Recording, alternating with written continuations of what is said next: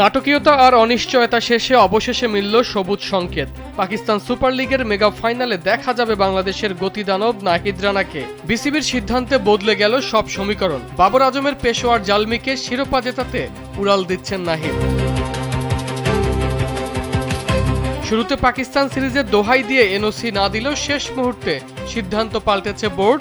Team management আর medical টিমের clearance বলছে নাহিদের এই অংশগ্রহণ ৮ মে শুরু হতে যাওয়া টেস্ট সিরিজে কোনো বাধা হবে না। মূলত ক্যারিয়ারের উন্নতির কথা ভেবেই ৩ মের সেই মহারণের টিকিট পেলেন এই পেসার।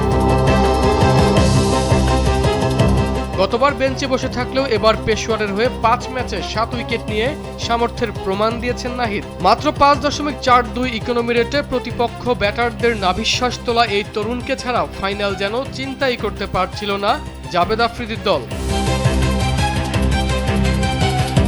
নাহিদকে পাওয়ার জন্য মরিয়া ছিল জালমি। মালিক জাবেদ আফ্রিদির অনুরোধে বিসিবি সাড়া দিলে খুশিতে আত্মহারা তিনি। সামাজিক যোগাযোগ মাধ্যমে এই সিদ্ধান্তের জন্য সরাসরি বিসিবি সভাপতি তামিম ইকবালকে ধন্যবাদ জানিয়ে কৃতজ্ঞতা প্রকাশ করেছেন জালমি মালিক। ৩ মে করাচিতে ফাইনালে কি শিরোপা উঠবে নাহিদের হাতে, সেই অপেক্ষায় সমর্থকরা। আরমান হাসান, কালবেলা।